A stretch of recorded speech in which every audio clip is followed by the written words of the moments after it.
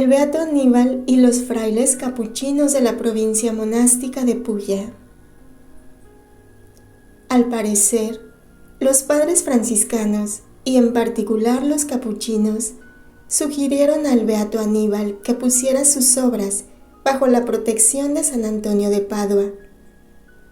Es cierto que entre el beato Aníbal y los franciscanos capuchinos existió una gran estima recíproca. Yo, personalmente, escuché a nuestros padres ancianos hablar muy a menudo del beato Aníbal María de Francia. El padre Aníbal divulgaba los escritos de Luisa, muchos de los cuales eran regalados a nuestros frailes, a los que él recomendaba vivamente que no revelaran a nadie quién era la autora, porque la piadosa escritora no quería que se conociera.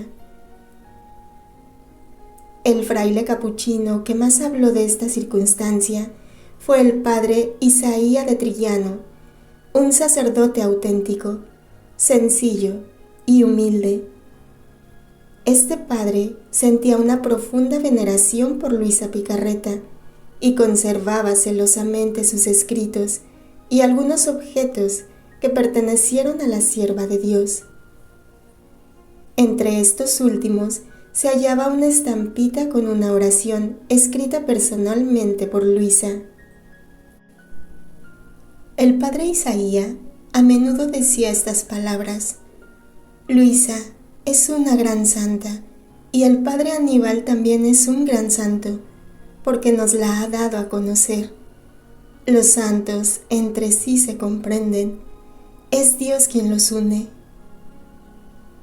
En 1917, el padre Isaía da Traiano era estudiante capuchino en nuestro convento de Francavilla Fontana, donde los frailes, en varias ocasiones, hospedaron al padre Aníbal María de Francia, que estaba realizando una de sus obras en la vecina Oria. Estas son las impresiones que el padre Isaías tuvo del padre Aníbal. Era un sacerdote verdaderamente de Dios, y nosotros, los estudiantes, cuando lo veíamos, lo rodeábamos de mucha simpatía. Todos íbamos a confesarnos con él. Su aspecto era singular, también en su modo de hablar y gesticular, siempre moderado, con una discreción que no infundía temor, sino confianza filial. Nos hablaba siempre de la voluntad de Dios y nos exhortaba a soportar las molestias y las contradicciones.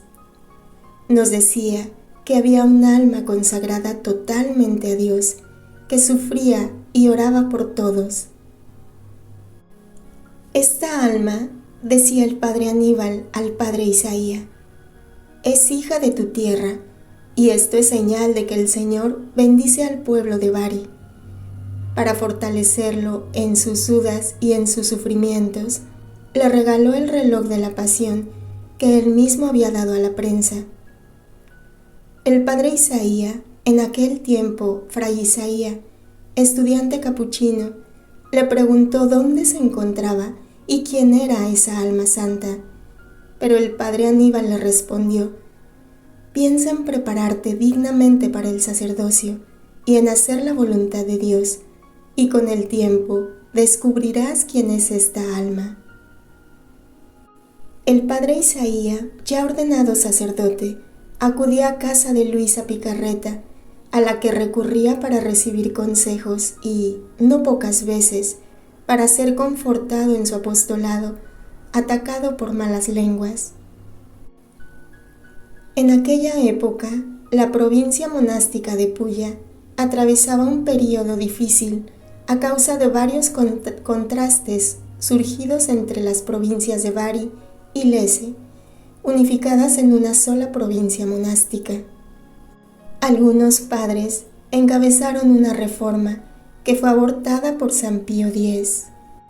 La mayor parte se sometieron, pero otros se rebelaron y acabaron por ser expulsados de la orden y excomulgados, entre ellos el padre Gerardo, superior y director del estudiantado de Francavilla. Este padre tenía ideas singulares al dirigir el estudiantado, con una disciplina draconiana.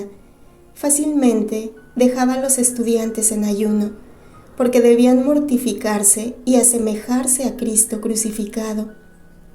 Lo peor era que no permitía ni siquiera el estudio, pues su estudio debía ser el crucifijo y la penitencia, y, en consecuencia, puso en la habitación de los estudiantes un gran crucifijo y un cilicio.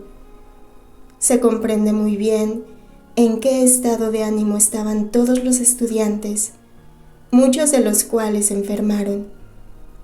El padre Aníbal de Francia, en una de sus visitas, llamó la atención al padre Gerardo, dándole a entender que no se podía aplicar un régimen semejante a los jóvenes que se encontraban en la etapa de crecimiento, y él mismo dio ejemplo, llevando al convento muchos alimentos, y le pidió que les permitiera comer al menos una vez hasta saciarse.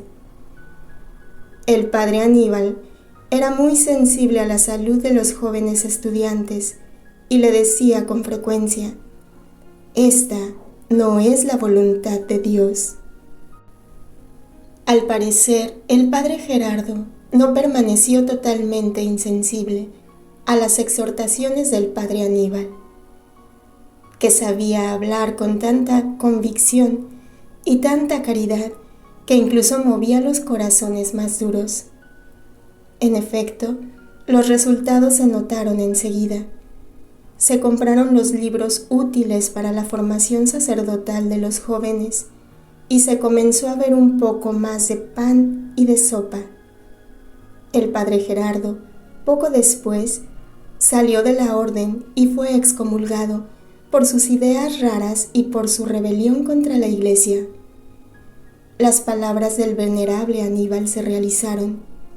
En efecto, cuando los estudiantes, desalentados, se arrodillaban ante sus pies para confesarse, a menudo decía: «Seguid viviendo intensamente la voluntad de Dios, porque dentro de poco todo cambiará.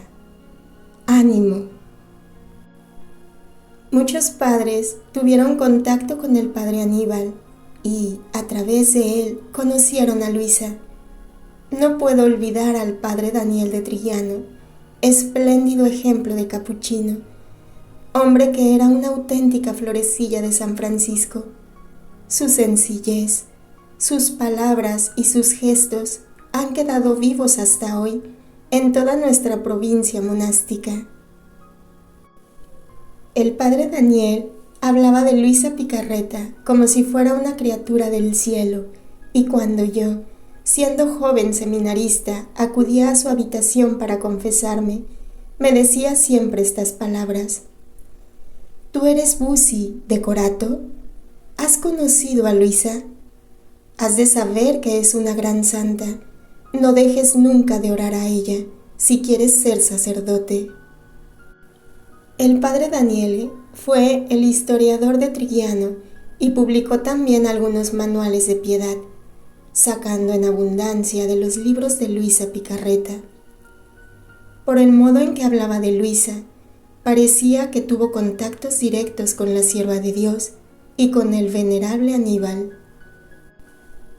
De la sierva de Dios Luisa Picarreta escuché hablar mucho también de los siguientes padres: el padre Giovanni de Bellis, invitado a menudo a Corato para la predicación, iba en esas ocasiones a la casa de Luisa. El padre Giovanni, mi hermano de comunidad en el convento de Trinitapoli, mientras yo era superior y párroco, muchas veces me hablaba de Luisa Picarreta y del beato Aníbal María di Francia, a quienes había conocido personalmente.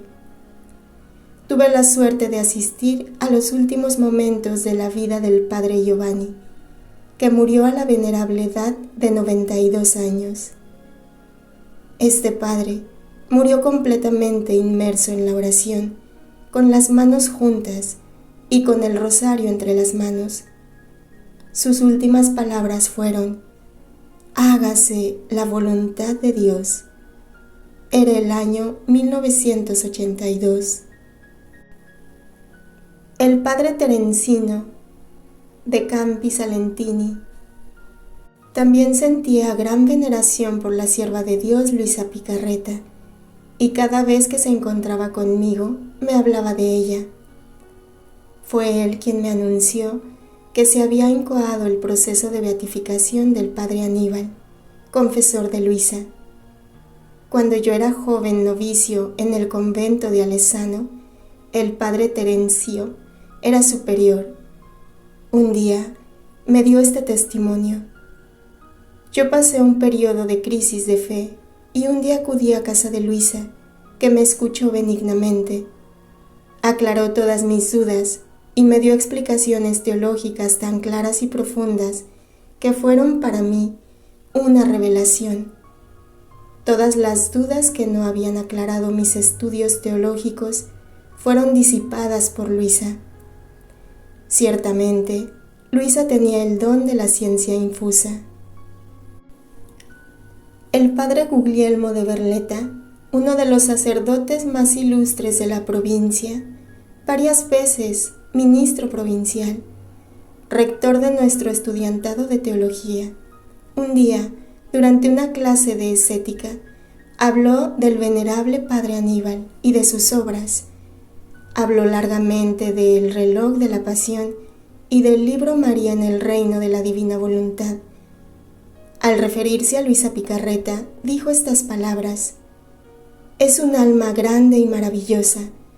Nosotros no somos ni siquiera una uña de esa alma». El padre Guglielmo no me dijo si había conocido directamente a Luisa. Casi todos nuestros antiguos padres tuvieron contactos directos con el venerable Aníbal y con Luisa Picarreta. Entre ellos, merece la pena recordar también a los siguientes: padre Zaccaria di Tigriano, varias veces provincial; padre Fedele da Montescaglioso; padre Giuseppe da Franciafonta; padre Tobia da Tigriano; padre Antonio da Stigliano, que dejó algunos escritos sobre el siervo de Dios, fray Dionisio da Barletta; padre Arcángelo da Barletta, también él provincial; padre Pío da Tigriano, provincial; padre Gabriel da Corato; padre Timoteo de Acarica, gran amigo del último confesor de Luisa; don Benedetto Calvi, en cuya parroquia predicó muchas veces. Él asistió también al traslado de los restos mortales de Luisa desde el cementerio hasta la iglesia y celebró en la iglesia madre la función de apertura del proceso de beatificación de la sierva de Dios, Luisa Picarreta. Padre Salvatore da Corato, del que hablaré en un capítulo aparte. Muchos hermanos laicos que acudían a Corato para pedir limosna no dejaban de visitar a Luisa. Fray Ignacio, Fray Abel, Fray Rosario, Fray Vito, Fray Crispino, los cuales a menudo me han hablado con entusiasmo de Luisa, por la que sentían gran veneración. Padre Terencio da Campi Salentini, que apreciaba mucho a Luisa Picarreta,